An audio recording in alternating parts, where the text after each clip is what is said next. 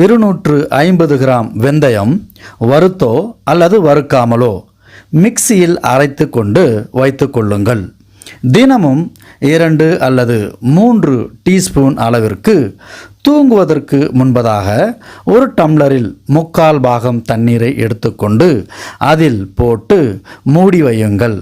காலை எழுந்தவுடன் அதை நன்கு கலக்கி குடிக்க வேண்டும்.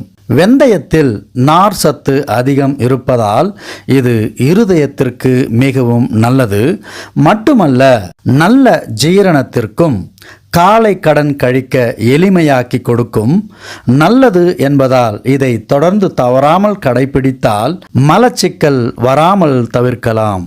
வெந்தய நீரை குடித்த பிறகு ஒரு அரை மணி நேரம் மெதுவாகவோ அல்லது வேகமாகவோ நடக்க முடிந்தால் நடக்கலாம்.